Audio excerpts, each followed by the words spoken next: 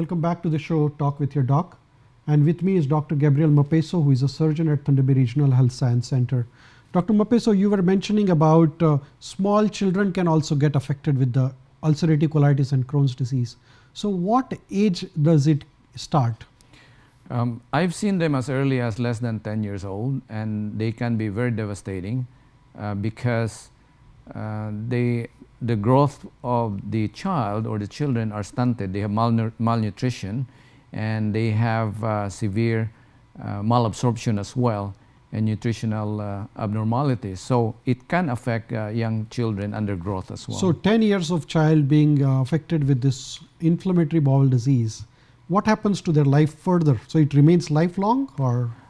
Yes, and this is what a lot of people do not really expect or understand about inflammatory bowel disease, because once you have it in general, you have the disease, the treatment, so-called treatment we have are things that control it, but it doesn't actually cure the disease, unfortunately.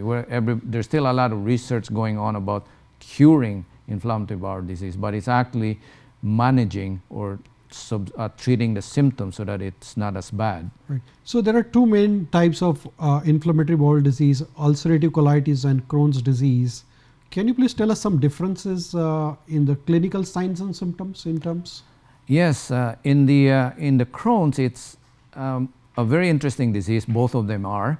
In the Crohn's, it affects what we call bowel. They separate into bowel symptoms, and the other one is what we call extraintestinal manifestations. So it can involve, your skin rashes, you have abnormal skin rash on your leg, you have ulcers or sore sometimes, or you have joint, you have arthritis, or you can have, they call hemorrhoids, problematic hemorrhoids that doesn't heal, rectal bleeding, you said you have a fissure that doesn't heal sometimes, and you may have mouth, and it affects, besides the bowel, it also affects the stomach.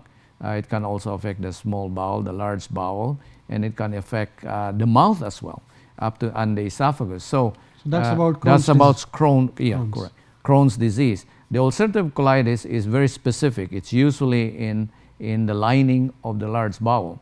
So the lining of the large bowel is affected by it, and you can have diarrhea as well. You can have bloody diarrhea, is more prominent with ulcerative colitis, and then it's potentially curable, because if you take out the large bowel, then you're free of the disease.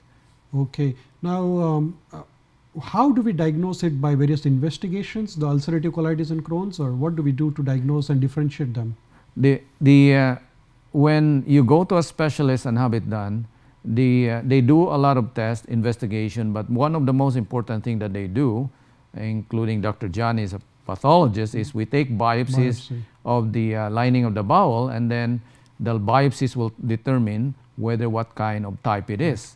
Having said that, there are, unfortunately, there are signs that is very indicative of Crohn's, and then very indicative of ulcerative colitis, and there's some people who will fall into the indeterminate type, and that is a challenge as to find, because you have to watch the progress of the disease and repeat the biopsies. But in general, you can separate the two, and if you have one or the other, then you can be treated accordingly to the type you have. In addition to the biopsy, which is the diagnostic procedure, what other investigation, any radiological investigations needed to diagnose this? Correct. You are correct. You can do imaging studies or blood tests as well, inflammation. There's such a thing as markers for inflammation in the blood, CRP, erythrocyte sedimentation rate, ESR, your blood test, white count, platelet count, all of those things. And there are certain imaging studies like X-ray, and you swallow the dye and they can see the dye, how the bowels are abnormally formed, and the part of the bowel that are affected, whether it is the colon or the small bowel, and then fistulas, which would be more, fistulas would be more for Crohn's rather than ulcerative colitis. So then CAT scan and MRI for complicated cases. So all radiological and pathological investigations will help us to differentiate ulcerative colitis and Crohn's disease. Then is the treatment different for both the disease, or the treatment is the same? The treatment is the same to some degree medically, but surgically you have to take a lot of things into consideration, because in Crohn's you treat it, and ulcerative colitis you can give anti-inflammatories, and there are different stepwise grade. There's a step 1, if you are not responsive to the first group of medication, they go to the second group, and then the third groups, which are very expensive, and the biologics we call it. So it's a stepwise progressive treatment. It depends on your symptoms, how you are controlled, including steroids. Steroids can be given for both as well. But there are certain medications that may be more effective to Crohn's than ulcerative colitis. So basically we have to divide our medical treatment by medical treatment, lifestyle changes, dietary changes, and then the surgical treatment, which is now a bit more complicated. Right. So once a patient is diagnosed and he is first put on the medications, which might include anti-inflammatory medication and steroids or antibiotics, along with that, what sort of dietary changes required? Well, they recommend milk, void milk products is the one. And some people say that if you take some yogurt or bacteria as well, the good bacteria, lactobacillus as well, trying to change the flora of your gut is one, they say, is another option besides that. And in general, processed food are generally not very well tolerated. What do you mean by processed food? That's a big, I would say, contentious or issue, because in the processed food, there are so many things that are added to it. And this is where the controversy arises, because we generally process our food and there's just so many things in it. Then we modify genetically modified food as well. So we don't have as much natural food, so to speak.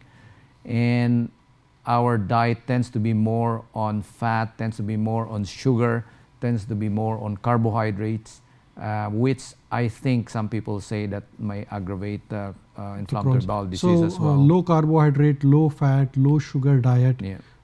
Does low meat diet and more green diet will help? It does to some degree, they say, because there are certain grains that are bad and there are certain grains that are good. I don't have a list right now, but there are websites that are very indicative of what are the good vegetable, they so to speak, and the bad vegetables. Okay. Yeah. So once is medication, then the dietary changes as you recommended. What are the lifestyle changes needed? The lifestyle changes is, of course, I think if you're active, exercise as well, and again the diet. I think most of that. And does smoking reduction helps? Yes, smoking reduction helps. The smoking reduction helps more on ulcerative colitis than on Crohn's. The smoking is not so effective if you reduce it in ulcerative colitis, I think. And there may be some, there's a study that refers that smoking may actually suppress in ulcerative colitis, but not Crohn's. Okay. Yeah. So smoking reduction is definitely useful to reduce the signs and symptoms of ulcerative colitis and Crohn's disease. Alcohol as well. Alcohol reduction is also very important. Yeah. Great. Thank you, Dr. Mapeso. We'll take a short break and we'll come back and talk more about the ulcerative colitis and Crohn's disease. Please stay back.